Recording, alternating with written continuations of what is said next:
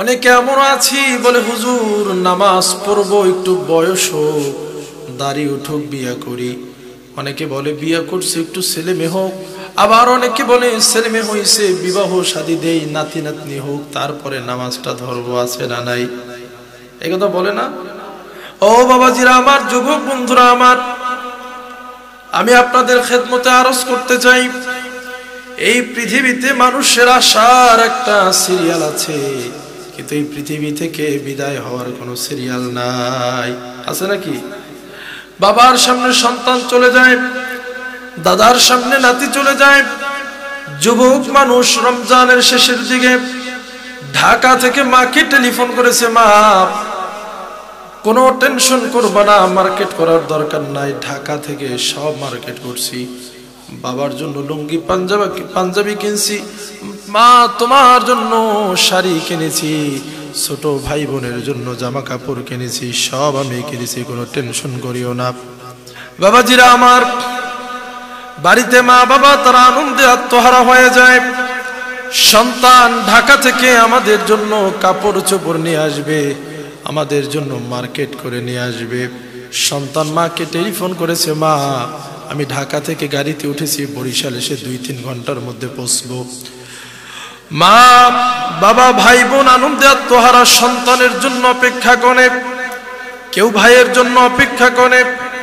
কিছুক্ষণ পরে মায়ের ফোনের মধ্যে কল আসলো অচেনা নাম্বার থেকে, মানুষজনের হাউকাউ শোনা যায়। মানুষরা ডেকে বলে, আপনি কি অমুকের মা? আপনার সন্তান ফরিদপুর ভাঙ্গায় গাড়ি অ্যাক্সিডেন্ট করে জনমের মতো বিদায় হয়ে গেছে। আছে না নাই? এমন ঘটনাও তো আমরা শুনি, পত্রিকায় দেখতে পাই, টিভিতে দেখতে পাই। এমন ঘটনা আমাদের চোখের সামনে চলে আসে।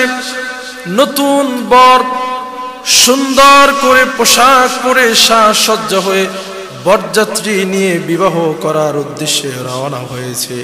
পথে মধ্যে ট্রাক চাপায় মাইক্রোবাস সহ বর দুনিয়া থেকে বিদায় হয়ে যায়। বিবাহ করতে যায় প্রাইভেট কারে করে, আর অ্যাম্বুলেন্সে করে লাশবাহী গাড়িতে ফ্রিজিং হয়ে বাড়িতে আসে। কথা বলেন ঠিক কিনা? বাবাজিরা আমার, এই কারণে মৃত্যু কখন কোন অবস্থায় চলে আসে কারো জানা নাই। সন্তান ঈদের দিন মায়ের কাছে বলে, মা নামাজ পড়ে আসছি, সেমাই পড়ে খাবো, ঈদের দিন বন্ধুদের সঙ্গে একটু ঘুরে আসি।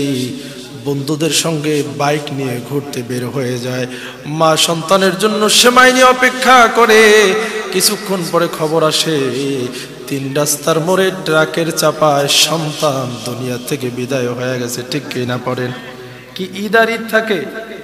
ঈদ আর আছে? ওই বাড়িতে ঈদের কোনো নাম আছে? নাই বাবাজিরা আমার।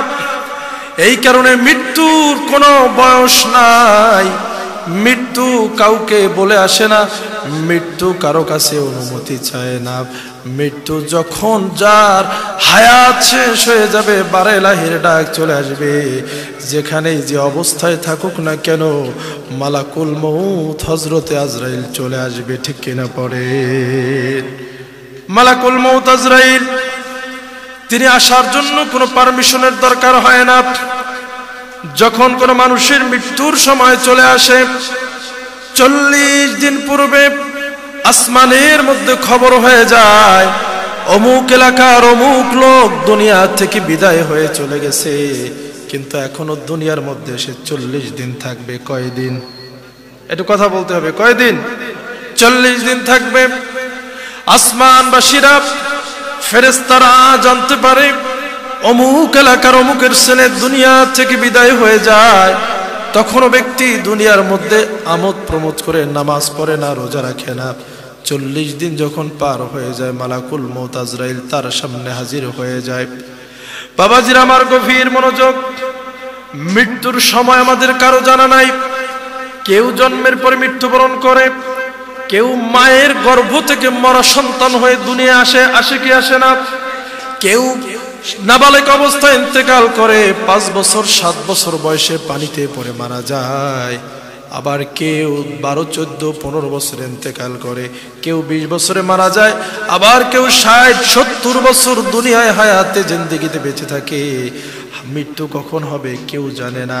এই কারণে হাদিস শরীফের মধ্যে আসছে ইন্নামাল আমালু বিল খাওয়াতিম, শেষ আমলে নির্ভরযোগ্য মৃত্যুকালীন সময়টা মানুষের কেমন থাকে ওই সময়ের উপরে নির্ভর করে একজন মানুষকে জান্নাতি আর জাহান্নামী ডিসাইড করা হয়। মৃত্যুকালীন সময়টা তার কেমন ছিল, মৃত্যুর সময় তার অবস্থাটা কি ছিল। মৃত্যুর পূর্ব সময় একজন মানুষ অসুস্থ থাকে, প্যারালাইজড থাকে, বিছনায় পড়ে থাকে, উঠতে পারে না, বসতে পারে না। জুমার নামাজের আজান হয়ে যায়। দুই কাঁধের মধ্যে কয়জন ফেরেশতা?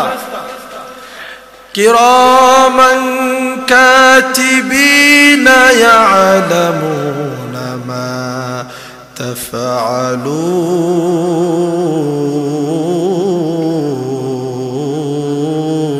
আল্লাহু আকবার বলেন। দুই কাঁধের মধ্যে দুইজন ফেরেশতা, যাদের কাজ হচ্ছে আপনার নেক আর বদ আমল লেখা। জুমার আজান হয়ে যায়, বান্দা প্যারালাইজ, বিছানার মধ্যে পড়া, মসজিদে যাইতে পারে না। হঠাৎ করে কিছুক্ষণ পরে ওয়াজ নসিহত শেষ হয়ে ইমাম সাহেব খুতবা পড়ে, নামাজের মধ্যে দাঁড়ায় যায়। দুই ফেরেশতার মধ্যে তর্ক লেগে যায়। এক ফেরেশতা অন্য ফেরেশতাকে ডেকে ডেকে বলে, ও ফেরেশতা, এই ব্যক্তি ভালো লোক, তার আমল নামায় সওয়াব লিখে দাও, কারণ অসুস্থ ব্যক্তি সুস্থ হইলে হয়তোবা সে মসজিদে যাইতো, নামাজ পড়তো। আর বামের ফেরেশতা ডেকে ডেকে বলে, না না না, যেহেতু সে মসজিদে যায় নাই, নামাজ পড়ে নাই, অতএব তার আমল নামায় বেনামাজির নামটা লিখে দাও, নামাজ কাজার নামটা লিখে দাও। দুই ফেরেশতাদের মধ্যে ঝগড়া শুরু হয়ে যায়। বলে যে, দেখো,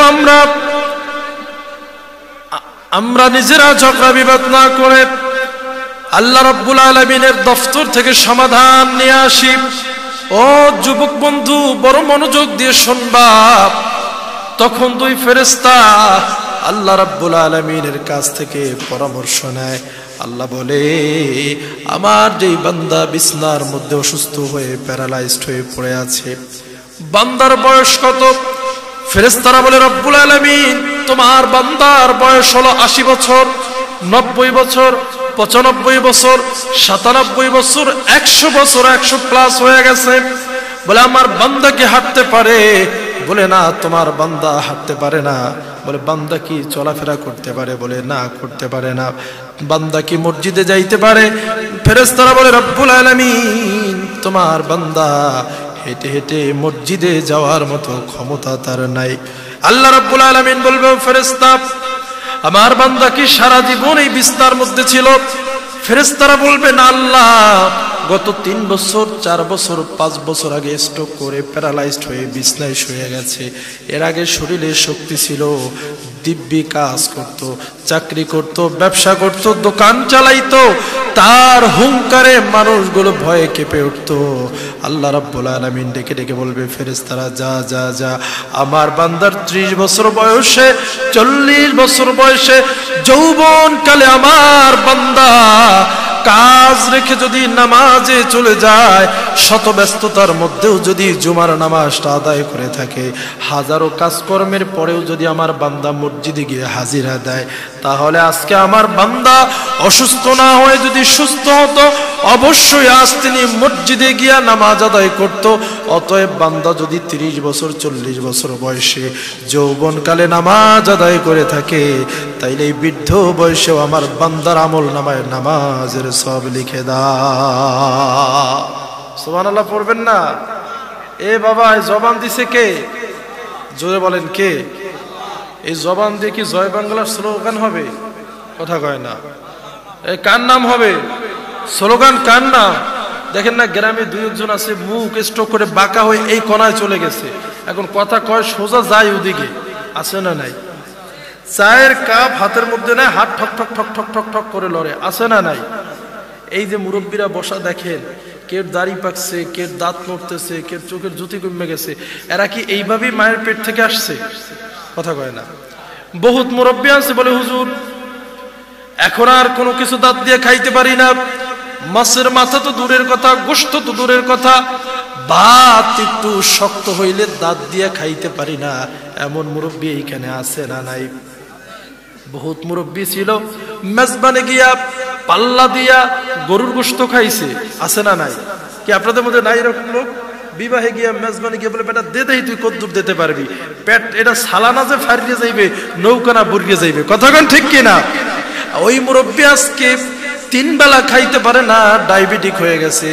1 বেলা বা 2 বেলা রুটি, আর দুপুর বেলায় বেশি খাওয়া হইলে রাতের বেলায় আর খায় না, আছে না নাই?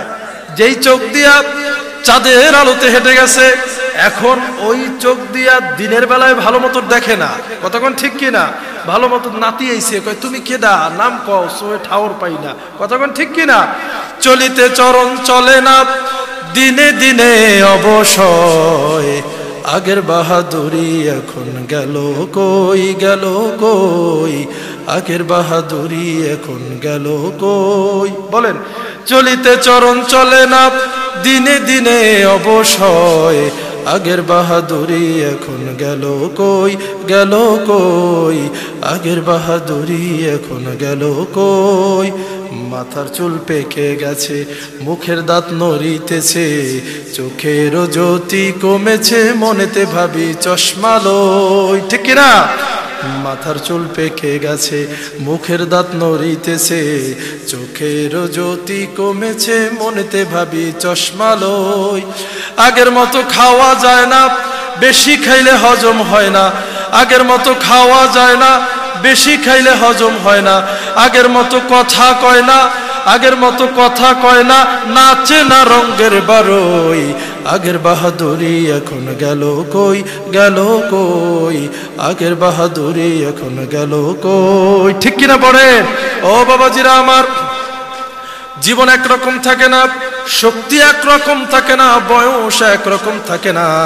আল্লাহ রাব্বুল আলামিন ডাক দিয়ে বলবে, ফেরেশতা আমার বান্দা যদি জুয়ান বয়সে যৌবন কালে নামাজ আদায় করে থাকে, বৃদ্ধ বয়সে মসজিদে না যাইতে পারলেও আমার বান্দার আমল নামায় জামাতের সওয়াব দিয়া দাও।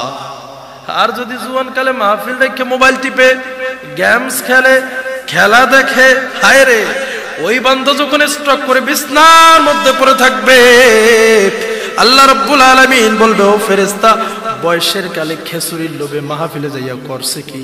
মাহফিলে বসার সুযোগ ছিল, কিন্তু পুকুর পাড়ে বসিয়া মোবাইল টিভিয়া সময় কাটায় দিয়েছে, মাহফিলে যায় নাই। জুমার দিন মসজিদ বাদ দিয়া মেলায় গেছে, আছে না নাই? নামাজ বাদ দিয়া ক্রিকেট খেলছে, আছে না নাই? নামাজ বাদ দিয়া রাজনীতি করছে, ফুটবল খেলছে। ও ফেরেশতা, আজও যদি আমার এই বান্দার শক্তি থাকতো, ক্ষমতা থাকতো, মসজিদে যাইতো না, নামাজ পড়তো না। অতএব যৌবন কালে যেহেতু মসজিদে যায় নাই, নামাজ পড়ে নাই, এই বৃদ্ধ বয়সে বিছানায় শুয়ে আছে, এখন ওর আমল নামায় বেনামাজির নামটা লিখে দাও, পারেন নাউজুবিল্লাহ। তাহলে বাবা যৌবন কালে ইবাদত করার দরকার আছে না নাই? জোরে বলেন, আছে না নাই? বৃদ্ধ বয়সে 70টি সেজদা, আর জুয়ান কালে একটা সেজদা আমার আল্লাহর দরবারে বেশি দামি, ঠিক না? কারণ জুয়ান কালে ওই ভালোবাসা, প্রেম, মহব্বত পুরোটাই আল্লাহর জন্য থাকে, ঠিক না? আর বৃদ্ধ কালে অজু করে গেছে, কয় হুজুর নামাজ তো পড়তে পারি না। কই কে? কয় উজু রাখতে পারি না। বলে এটা কেমন কথা? কয় হুজুর প্রস্রাব করে ঢিলা কুলুক লইয়া পানি ব্যবহার করে উজু করি, কয় তারপরে টপ টপ করে পড়ে। কি আছে না নাই? কি বাবা বানাই বললাম নাকি? আছে না? আছে। আবার বলে হুজুর অজু করে আসি কিন্তু বায়ু চলে যায়, টের পাই না। নাতি কয় দাদা কাম করছো কি? কয় কি হয়েছে? কয় ওই যে আওয়াজ হইল। কয় হইলে আমি টের পাই নাই। ও বাবাজি, যৌবন কালে যত আকাম কুকাম শয়তানি বাটপারি চিটারি সব করছো, আর বুড়া কালে বড় জুব্বা ধরিয়া পাগড়ি পরিয়া মসজিদে গেছো, ওই সেজদা আমার আল্লাহর দরবারে কবুল হবে না, ঠিক না? এই কারণে জুয়ান বয়সে আমল দরকার আছে না নাই? এইবার বান্দা বিছানার মধ্যে পড়া, এইবার বান্দার কাছে রহমতের ফেরেশতা পাঠানো হবে, নয়তো আযাবের ফেরেশতা পাঠানো হবে। বান্দা যদি দিনদার হয়, বান্দা যদি ইমানদার হয়, বান্দা যদি খাঁটি মুমিন হয়, ওই বান্দা যখন তার জান কবজের সময় হয়ে যাবে, তখন আল্লাহ রাব্বুল আলামিন হযরতে আজরাইলকে ডেকে ডেকে বলবে, আজরাইল রে, তাড়াতাড়ি অমুক এলাকায় আমার বন্ধু, আমার অমুক বান্দা, আমার বড় প্রিয়, আমার বড় ভালোবাসার, যাও যাও, দেরি করিও না, আমার ওই বান্দার জান কবজ করার জন্য যাও, গিয়ে দেখো আমার বান্দা কি অবস্থায় আছে। তবে খবরদার আজরাইল, যাওয়ার আগে আমার ওই বান্দার জন্য জান্নাত থেকে সুন্দর একটা জান্নাতি তোয়ালে নিয়ে যাবা, জান্নাতের রহমতের ফেরেশতাদেরকে নিয়ে যাবা, জান্নাত থেকে খুশবু নিয়ে যাবা, আর তুমি সুন্দর এক যুবকের চেহারা ধারণ করে তারপরে আমার ওই পেয়ারা বান্দার সামনে হাজির হয়ে যাবা। আল্লাহু আকবার পড়ে। মুমিন বান্দার মৃত্যুর সময় যখন চলে আসে, তখন হযরত আজরাইল একজন জান্নাতি সুন্দর যুবকের চেহারা ধারণ করে রহমতের ফেরেশতাদেরকে সঙ্গে নিয়ে, তারপরে জান্নাতি নাজ নিয়ামত সাথে নিয়ে ওই জান্নাতি বান্দার সামনে হাজির হয়ে যায়, আর ডেকে ডেকে বলি, ইয়া আইয়াতুহান নাফসুল মুতমাইন্না ইরজিই ইলা রাব্বিকি রাদিয়াতাম মারদিয়া ফাদখুলি ফি ইবাদি ওয়াদখুলি জান্নাতি।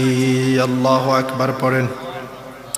হযরত আজরাইল ওই জান্নাতি বান্দাকে ডেকে ডেকে বলে, হে আল্লাহ তাআলার প্যারা বান্দা, তুমি দুনিয়ায় থাকতে আল্লাহ রাব্বুল আলামিনকে রাজি খুশি করিয়েছো, আল্লাহ তোমার উপরে খুশি হয়ে গেছে, তুমিও আল্লাহর উপরে খুশি হয়ে গেছো, আসো বের হয়ে যাও, তাড়াতাড়ি বের হয়ে যাও, আল্লাহর প্রিয় বান্দাদের সঙ্গে তুমিও জান্নাতে দাখিল হয়ে যাও।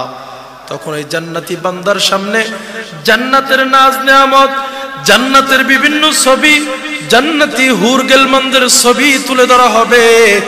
ওই ব্যক্তি তখন আল্লাহ রাব্বুল আলামিনের জান্নাত পাওয়ার জন্য পাগল পাড়া হয়ে যাবে, তাড়াতাড়ি করে বের হয়ে হযরতে আজরাইলের সান্নিধ্যে চলে যাবে। হযরতে আজরাইল ওই জান্নাতি ব্যক্তির রূহটাকে ওই জান্নাতের তোয়ালের মধ্যে অত্যন্ত নরমভাবে গ্রহণ করবে। বাবা কেমন নরমভাবে নিবে, কত আরামদায়কভাবে নিবে।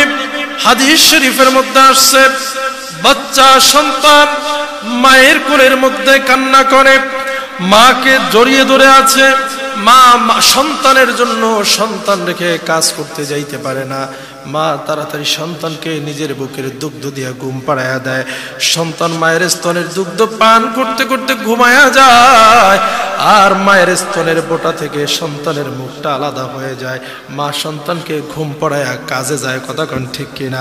আমার নবী বলেছে, সন্তান যেমনি মায়ের স্তনের দুগ্ধ পান করতে করতে ঘুমায়া যায়, সন্তান টের পায় না, মাও টের পায় না, মা সন্তানকে ঘুম পাড়াইয়া কাজে চলে যায়।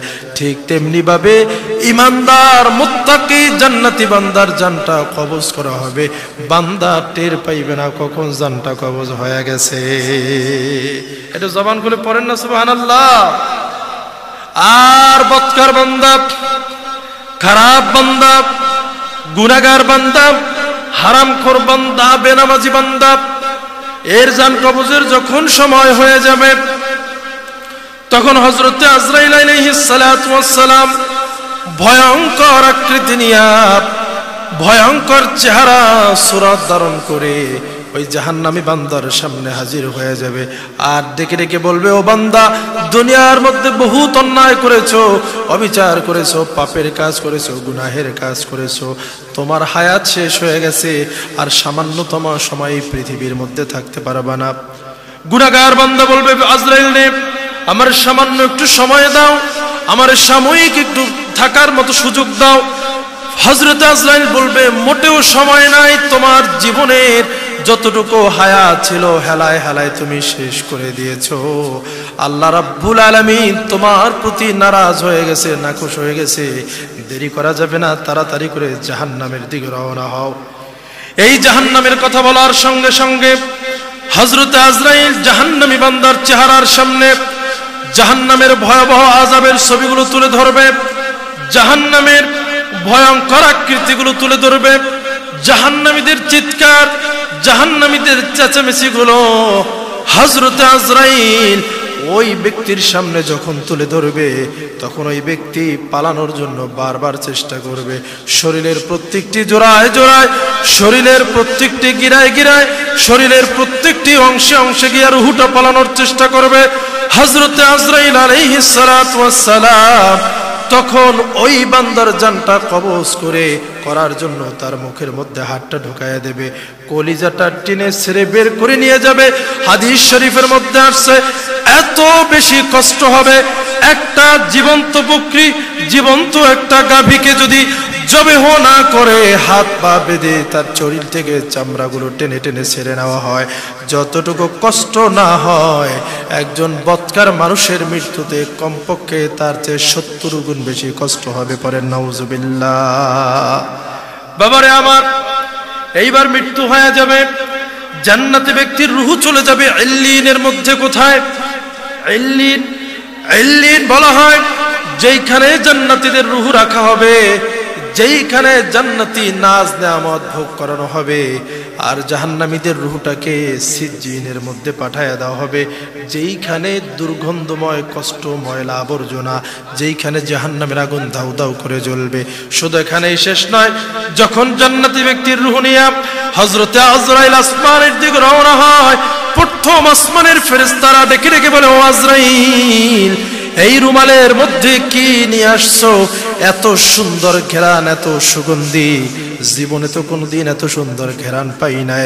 হযরতে আজরাইল ডেকে ডেকে বলবে, ও ফেরেশতারা, এই রুমালের মধ্যে কোনো সুগন্ধি নয়, অমুক এলাকার অমুকের ছেলে আল্লাহর প্রিয় বান্দা মাহবুব বান্দার জানটা কবজ করে নিয়ে আসছি। ফেরেশতারা বলবে, আজরাইল একটু দাঁড়াও, একটু অপেক্ষা করো, এই রূহটাকে আমাদের সামনে রাখো, আমরা তাকে একটু সালাম করি। এইভাবে ফেরেশতারা তাকে সালাম দিতে দিতে ইল্লিন পর্যন্ত পৌঁছায় দেবে। আর বৎকার বান্দার রূহটা যখন আজরাইল নিয়ে রওনা হবে, ফেরেশতারা ডেকে ডেকে বলবো, আজরাইল, তোমার কাছে কি, তোমার হাতের মধ্যে কি এই ময়লা কোথায় পেয়েছো? এই দুর্গন্ধ কোথায় পেয়েছো? আজরাইল বলবে, আমার হাতের মধ্যে তো কোনো দুর্গন্ধ নয়, আমি একজন বৎকার বান্দা, বেনামাজি বান্দার জানটা কবজ করে নিয়ে আসছি। ফেরেশতারা বলবে, আজরাইল রে, মোটেও দেরি করো না, তাড়াতাড়ি এই রূহটাকে নিয়ে এখান থেকে বিদায় হয়ে যাও। এই রূহ থেকে এত দুর্গন্ধ বের হচ্ছে, এই রূহুর দুর্গন্ধের কারণে আমাদের বড় কষ্ট হচ্ছে। আজরাইল তখন ওই রূহটাকে নিক্ষেপ করবে, ওই রূহটা জাহান্নামের মধ্যে গিয়ে পড়বে। পরে নাউজুবিল্লাহ। মৃত্যু হয়ে গেল। এখন আমরা তো দেখি যে নাই, লাশটা পড়ে আছে, তাই না? পাশের বাড়ি কান্নাকাটি শুনে সবাই দৌড়ে আসে, কি হয়েছে? কয়, আমাদের বর মেয়া দিন পাইছে। কি কথা বলেন, ঠিক কিনা? কিছুক্ষণের মধ্যে মসজিদের মাইক থেকে শোক সংবাদের ঘোষণা আসে, অমুক এলাকার অমুকের ছেলে দুনিয়া থেকে বিদায় হয়ে গেছে। কিন্তু বাবাজিরা আমার, বন্ধুরা আমার, এইখানেই ফেরেশতাদের দায়িত্ব শেষ হয়ে যায় না। যখন কোনো মানুষ মার্ডার হয়, রাস্তার পাশে কোনো লাশ পড়ে থাকে, মানুষ কিন্তু এই লাশটাকে ধরে না। কি ধরে? কথা কয় না। আপনারা কি আমার কথা বুঝতেছেন? এই যে বললে মাইক ভাই আমার উপরে রাগ হইবে যে হুজুরে আমার উপরে খ্যাপলোকা, খ্যাপারই কারণ ওই যে মাইক তো এদিকে আর নাই, সেট একটা ওদিকে দিছে, অর্থাৎ আমি কথা বলি তারপরে ওইখানে আওয়াজ হয়। কি কথা ঠিক না? আমার মুখের কথা শেষ হয়, তারপরে ওইখানে আওয়াজ হয়। তো যে কারণে আপনারা মুখের লগে আর কথার লগে মিল পাইতেছেন না। কি কথা ঠিক বললাম তো? হ্যাঁ, এই মুখে বলি আর ওইখানে একটু পরে যায়, যেখানে আমিও মজা পাই না, আপনারাও শূন্য তাল পাইতেছেন না। কিন্তু আমি বলবো যে ভাই, ব্যবসা বাণিজ্য করেন, আলহামদুলিল্লাহ, আল্লাহ ব্যবসায় বরকত দিক। আমির ভাই সহজ মানুষ, বোঝে নাই। আপনার উচিত ছিল ছোট্ট একটা সেট নিয়ে আসা, ওই ছোট্ট সেটটা দিয়া মাহফিলের প্যান্ডেলে একটা মাইক চালাইবে। কি কথা ঠিক কিনা?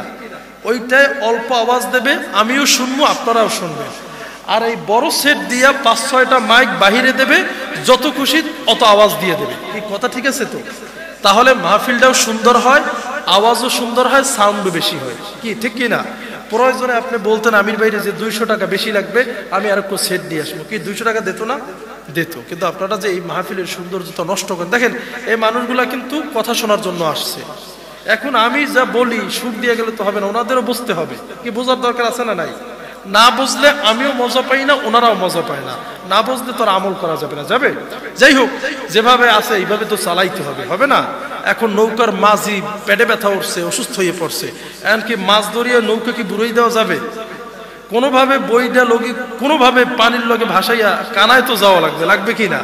তা আমরা এখন মাছ দরিয়ায়, কোন দরিয়ায়? আমরা আছি মাছ দরিয়ায়, এখন কানায় যাইয়ে মোনাজাত দেব। এই কানা পর্যন্ত কি আপনারা আছেন?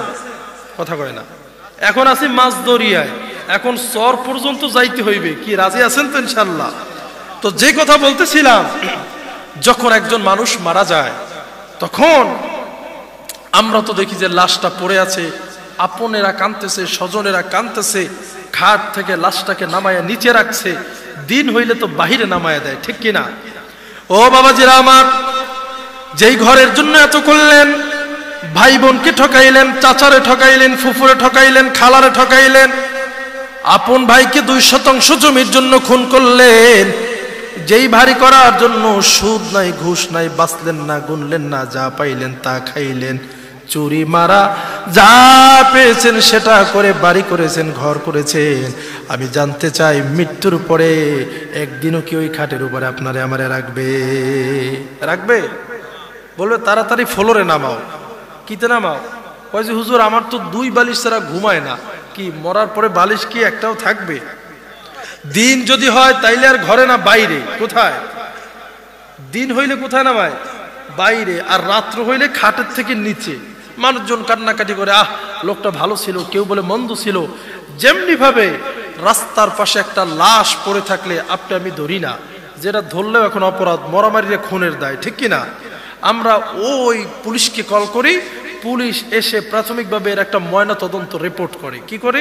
যে লাশটা কোন এলাকায় পড়া, কিভাবে পড়া, শরীরে কোনো আঘাত আছে কিনা, গলায় কোনো ফাঁস আছে কিনা, কোনো কোপের দাগ আছে কিনা, এইটা পুলিশ প্রাথমিকভাবে তদন্ত করে। করে কি করে না? কথা বলে না। করে কি করে না? করে। লাশটা কোথায় পাওয়া গেল, কেউ চেনে কিনা, তার পরিচয় শনাক্ত হয়েছে কিনা, এর একটা রিপোর্ট তার পেশ করতে হয়। বাবাজিরা আমার, দুনিয়ার মধ্যে এইভাবে যখন কোনো মানুষ মারা যায়, আল্লাহ রাব্বুল আলামিনের পক্ষ থেকে 2 জন ফেরেশতা প্রাথমিক একটা তদন্তের জন্য আসে, রিপোর্ট সংগ্রহের জন্য আসে।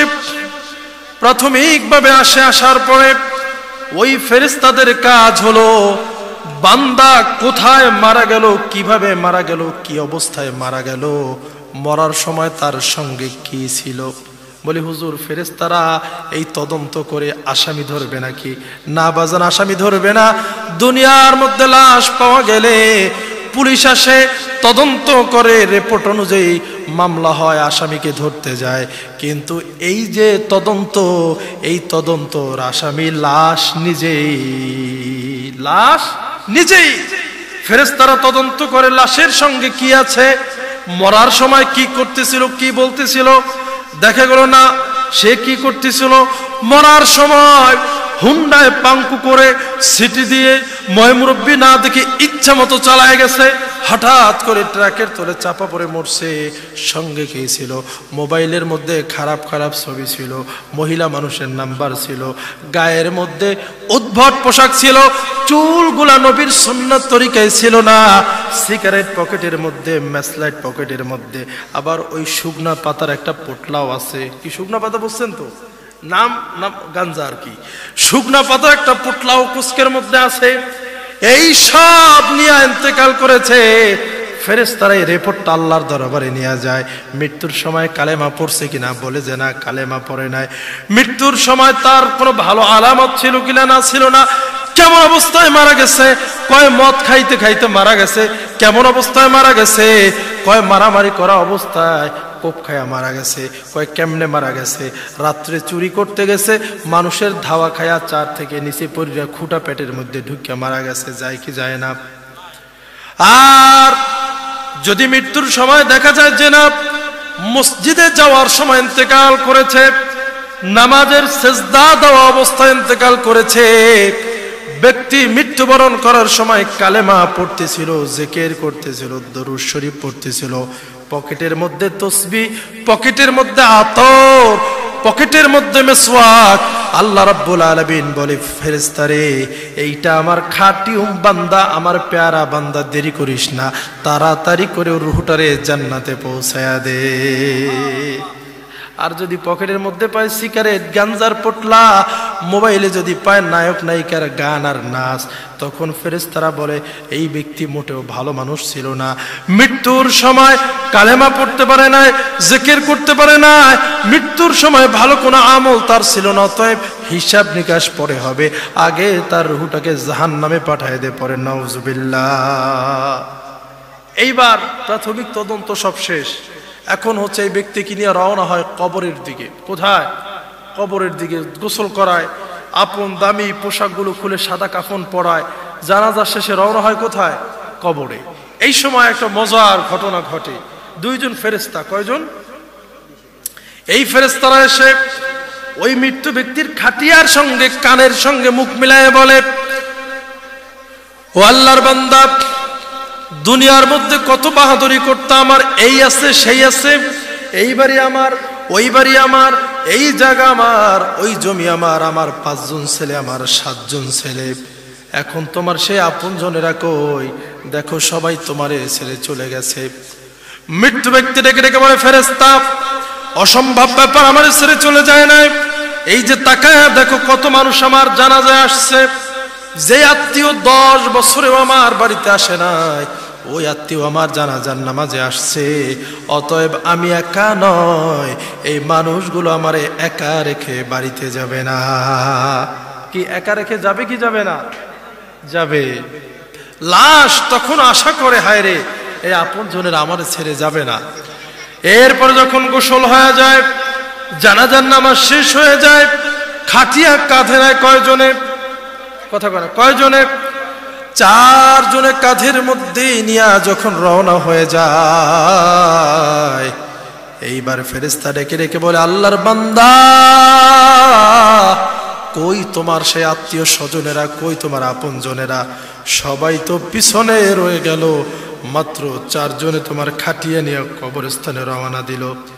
তাও কোন কবরস্থান? নিজের জীবনের সমস্ত উপার্জিত সম্পদ দিয়ে রাস্তার পাশে জায়গা রাখছে, বাড়ি করছে, বিল্ডিং করছে, গেট করছে, দেওয়াল করছে। ও বাজান, মরার পরে ওই বাড়িতে 3.5 হাত জায়গার মাটি নেওয়ার সুযোগ হয় নাই। সন্তানেরা কয়, বাবা তো মরার কাম মরে গেছে, এই বাড়ি দামি জায়গায় কবর দেওয়া যাবে না। গ্রামের বাড়িতে পুকুরের ওপর ভিটায়, যেইখানে কালিজাত সাপের ভয়তে দিনেও মানুষ যায় না, ভূতের ভয়তে মহিলারাও যায় না, বলে ওই সারা বিটায় বাবারে কবর দাও। কথা গান ঠিক কিনা? নাকি বিল্ডিং এর পাশে দেয়? কি বিল্ডিং এর পাশে দেয়? দামি বাড়িতে দেয়? আরে মেয়ে, এরকম বহুত কেস, মানে গ্যাঞ্জাম আমার সামলাইতে হয়।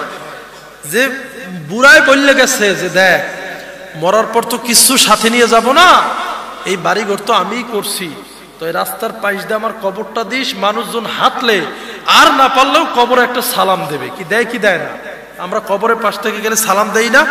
আসসালামু আলাইকুম ইয়া আহলাল কবর বলি কি বলি না? এখন তো বাস গোস নাই, এখন কবরস্থান দিয়েও বিড়ি টেনে যায়, কবরস্থানের কাজ দিয়েও গান বাজায় যায়, আছে না নাই? মসজিদে আজান হয়, এদিকে বিড়ি খায়, কি আছে না সমাজের মধ্যে? মসজিদে আজান চলে, হ্যাঁ, মসজিদের পাশ দিয়ে ডিক্সো গান বাজায়, ডিজে গান বাজায় বাজারে যাইতেছে, হ্যাঁ, টেবিল থাপড়াইয়ে কয় আল্লাহ মোড়ে আমারই সুখ দে না, অথচ যে আকাম করতেছে ওরা তো ঠাডা হালাই মার গিয়ে উচিত ছিল। কতক্ষণ ঠিক কিনা? বাবাজিরা আমার সন্তানের কাছে বলে গেছে যে বাবা, মরার পর কিছু তো দিবি না, তবে এই রাস্তার পাশে আমার কবরটা দিস, মানুষজন হাঁটলে অন্তত আমার একটা সালাম দেবে। তো মরার পর ছেলেরা তো তখন বলেছে, হা আব্বা, হা হা, ঠিক ঠিক। এখন মরার পরে ছেলে মেয়েরা যুক্তি করে যে দেখ, বাপ মরার কাম মরছে, এই জায়গার দাম রাস্তার পাশে 10 লাখ টাকা হইবে কয়দিন পরে। আগে শুনছেন না আপনারা যে পদ্মা সেতু হইলে জায়গার দাম বাড়বে, একটা কথা না? এখন আবার শুনি যে রেল লাইন হইলে জায়গার দাম কি করবে? বাড়বে। বরিশাল আমার যে মাদ্রাসা মসজিদ, সেখানে হাইওয়ের পাশে 1% জায়গার দাম 18 থেকে 25 লক্ষ টাকা। কয় টাকা? এই কাশীপুর বিশ্ব রোড, যেটা ঢাকা বরিশাল মহাসড়কের পাশে, 1% জমির দাম হলো 18 থেকে 25 লাখ। আর রাস্তা দিয়ে 2-1 মিনিটের পথ ভিতরে গেলে সেখানে হলো 8 থেকে 15 লক্ষ টাকা দাম, 1% জায়গার দাম। আর আমাদের জালকাঠি, আমাদের দশখানি ভারুকাঠি গ্রামে রাস্তার পাশে হইলে 50-60 বড় জোর 1 লাখ, ঠিক না?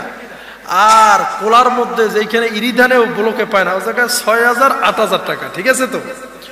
এখন বলছে যে দেখ, এই রাস্তার পাশে জায়গা, এই জায়গার যে দাম, সোনার দাম, মাটির দাম খাঁটি, এইখানে বাপের কবর দিবি, জায়গার দাম থাকবে, বাড়ি করতে পারবি, এই জায়গা মানুষে কিনবে? গ্রামের বাড়িতে পুকুরের ওপার সারা বিডা আছে, 2টা উলির মেদা আছে, বাজার আছে, ওই বাজার কাটতে উলির মেদার মধ্যে বাপের মাটি দিয়ে, কি কথা কোন ঠিক কিনা? এইবার যখন কান্দে নিয়া ওই সারা বিটায় রওনা হয়, এইবার ফেরেশতা বলে আল্লাহর বান্দা, সেই রঙিন বাড়ি রঙিন গাড়ি কোথায় রইল? তোমার সেই সুন্দর প্লেসের জমি কই? তোমার নিয়ে তো পুকুরের উপরে সারা বিটায় রওনা হয়েছে। তখন ওই বান্দা ডাক দিয়ে বলে, ফেরেশতা আমি একা না, ভয় দেখাইও না, তাকায় দেখো আমার খাটিয়া যারা কাঁধের মধ্যে নিছে, এরা আমার পর কেউ না, আমার ভাতিজা, আমার ছেলে, আমার ভাগনা, আমার ভাই, তারা আমার খাটিয়াটা কাঁধের মধ্যে নিছে।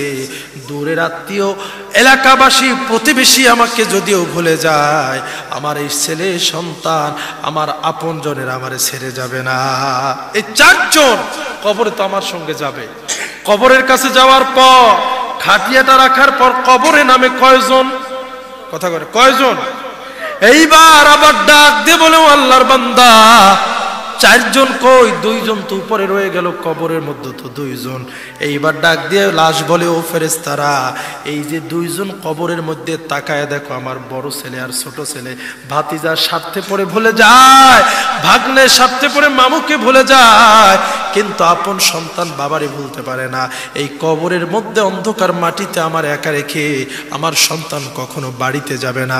কিছুক্ষণের মধ্যে কবরে যখন নামায়, দুনিয়ায় ভালো কাজ করুক মন্দ কাজ করুক, সুদ খাক ঘুষ খাক, নামাজ পড়ুক আর না পড়ুক, পর্দা করুক আর না করুক, মৃত্যুর সময় চমৎকার করে একটা দোয়া পড়ে, বিসমিল্লাহি ওয়া আলা মিল্লাতি রাসূলিল্লাহ। পড়ে কি পড়ে না? এই দোয়ার অর্থ কি? বিসমিল্লাহ, আল্লাহর নামে। কার নামে? ওয়া আলা মিল্লাতি রাসূলিল্লাহ, এবং রসুলের দলে, রসুলের মিল্লাতে, রসুলের আদর্শে রেখে গেলাম। কিন্তু দেখা যায় মাথার চুলের কাটিং মেশির মতো, আছে না নাই? হাতের নখগুলো নোংরা বড় বড়, শরীরটা অপবিত্র, আছে না নাই? ও যুবক বন্ধু, আমি প্রায় মাহফিলগুলোতে এই কথাটা বলি, গভীর মনোযোগ দিয়ে শুনবা। যারা মাথার চুলের বিভিন্ন রকম স্টাইল করো, চুল এই জায়গা থেকে বড় রাখো, এই জায়গা থেকে ছোট রাখো, এই জায়গা থেকে ন্যাড়া করে রাখো, তোমাদেরকে আমি স্পষ্ট ফতোয়া শোনায়া যায়, মৃত্যুর পর যদি কোনো ব্যক্তির শরীরের চুলগুলা বড় থাকে, মৃত্যুর পরে যদি হাতের নখগুলা বড় থাকে, তাহলে যদি গোসল যিনি করান তিনি যদি আপনজন হন, তাইলে কেটে ছোট করে। কেটে কি করে? ছোট করে। ছোট করার পরে এই চুলগুলো ফেলে দেওয়া যায় না, কাফনের কাপড়ের মধ্যে এই চুলগুলো লাশের সঙ্গে কবরে পাঠায়া দেয়। আর যদি পরাপর্শী হয়, দূরের লোক হয়, তাইলে পরের ছেলে কোনোদিন তোমার চুল কাটবে না, ঠিক কিনা? গোসল করাইতে আইছে ওই গ্রাম থেকে, এখন এই গ্রামের অমুকের বেটার চুল সে কাটবে, ঠেকা পড়ছে, কথা কন না, ঠেকা পড়ছে। তাইলে বাজান আমার, কারে দেখানোর জন্য এত চমৎকার স্টাইল তুমি করো? কারে দেখানোর জন্য নবীর সুন্নতকে তুমি অ্যাভয়েড করে চলো? মৃত্যুর পরে তোমাকে নবীর দলে বলে রাখবে ঠিকই, কিন্তু তোমার চেহারা সুরত যেমন ছিল তেমনই কবরের মধ্যে, ঠিক কিনা? দাড়ি যারা কামায়, কবরের মধ্যে রাখলে কি দাড়ি নতুন করে গজাইবে? নতুন করে গজাইবে? চুল যে বড় বড়, এগুলা কি কাটটা সুন্নতি কাটিং দিয়ে রাখবে? রাখবে না। যারা বিড়ি সিগারেট খায়, মুখ থেকে দুর্গন্ধ, যারা গোসল করায়, কয় হুজুর এগো আমরা মুখেও পানি দেই না, দায় টাকা দূর দিয়ে একটু পানি মারি। তাইলে এখন বোঝেন যে মরার পরেও শান্তি নাই। এখন এই কবরের মধ্যে দোয়া পড়ে নামায়, আল্লাহর নামে নবীর দলে রাখলাম, রাখার পরে কি সবাই কবরের মধ্যে থেকে যায়? যেই 2 জন ছিল তারা পিছন মোড়ে লাফ দিয়ে উঠে যায়। এইবার ফেরেশতা ডাক দেব, আল্লাহর বান্দা, তুমি না বলেছিল সবাই ছেড়ে গেলেও তোমার সন্তান ছেড়ে যাবে না? তোমার বড় ছেলে ছেড়ে যাবে না, ছোট ছেলে ছেড়ে যাবে না। কোথায় তোমার সেই বড় ছেলে, কোথায় তোমার সেই ছোট ছেলে? তখন ওই ফেরেশতা চোখের, তখন ওই আল্লাহর বান্দা চোখের পানি ছেড়ে বলে, ও ফেরেশতা, বুঝতে দেরি হলেও এখন আর বুঝতে বাকি নাই, এই কবরের মধ্যে আমার আল্লাহ আর আমার নবী সারা দুনিয়ায় আপনার কেউ নাই। ঠিক কিনা? ও বাজান, ওই কবরে যাওয়া লাগবে কি লাগবে না? নাকি জুয়ান যারা তারা কবরে যায় না? যারা রাজনীতি করে এরা মনে হয় কবরে যায় না? যাগো টাকা পয়সা বেশি এরা মনে হয় মরে না? হ্যাঁ মরে। পয়সাপাতি বেশি থাকলে হ্যাগো কাছে আজরাইল আয়। যারা রাজনীতিক নেতা, দুই সেট গো পোলাপান পিছে ঘোরে, এগো কি জান কবজ করতে আজরাইল সাহস পায়? কথা কয় না, পায়? হ্যাঁ, জ্ঞাতির বুড়া যে হেদার শয়তান আয়,